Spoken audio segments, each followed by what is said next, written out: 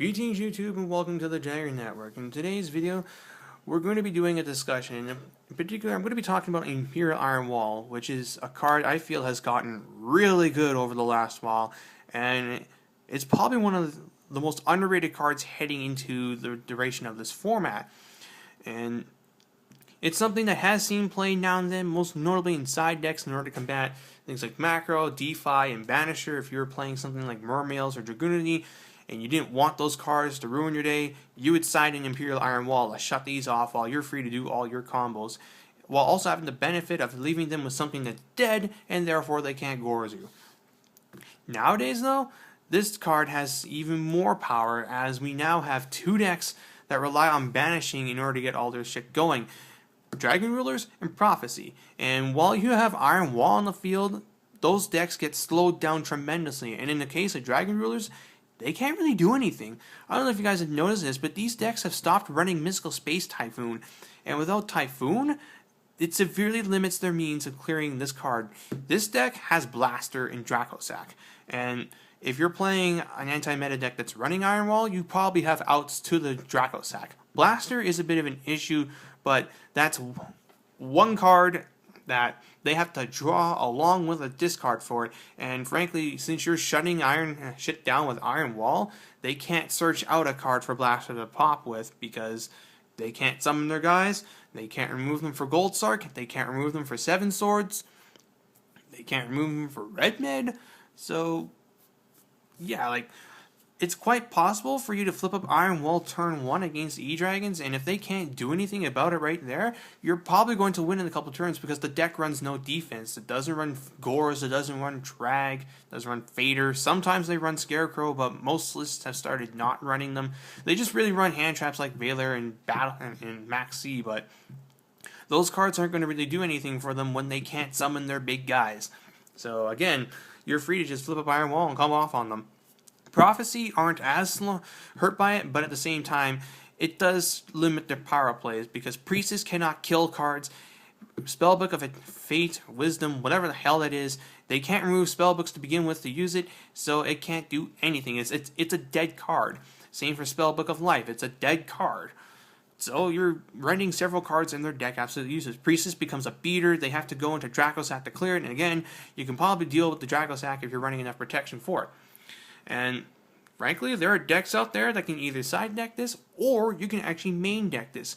Main deck this in the way like Dino Rabbit would main deck Macrocosmos last year, because that was what it did.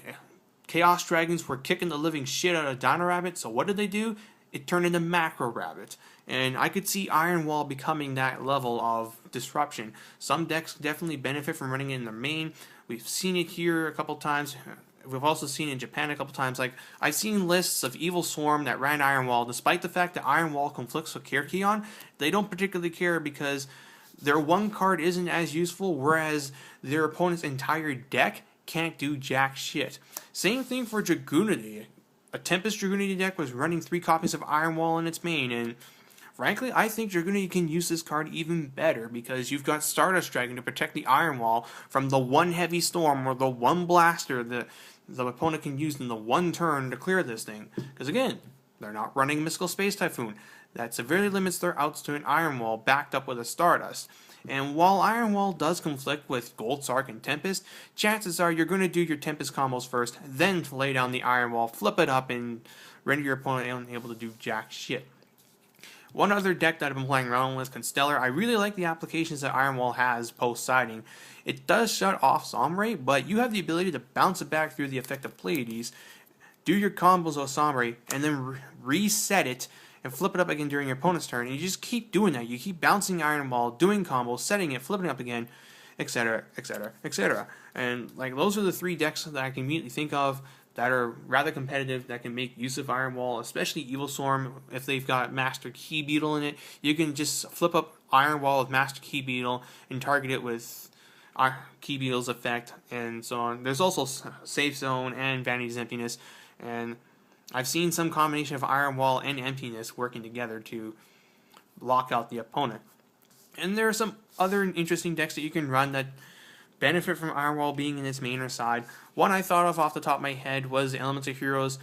Iron Wall shuts off Miracle Fusion, but against the decks that you'd be siding in for, you are shutting down far more to the point where they can't really do anything while you're just summoning Stratos and Alias and you're just poking and poking and poking. Eventually make Excalibur and you swing for game.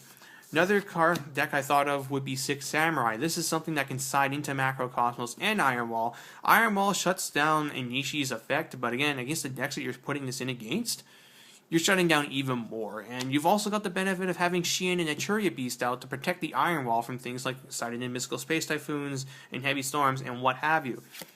And then even some fun decks benefit from having Iron Wall in its main or side in order to combat these things.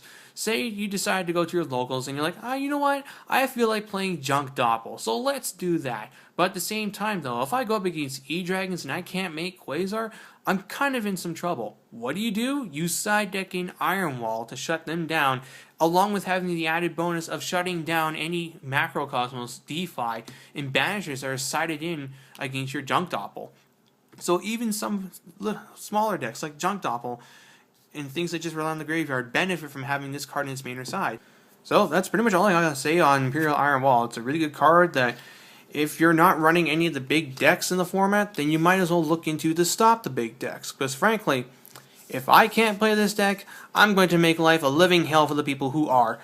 And while that may be mean of me, I don't frickin' care. You choose to play this deck, you better be prepared for the things that people will be siding in that shut you down. That being said, thank you all for watching. This is Obelisk TGS, jacking out.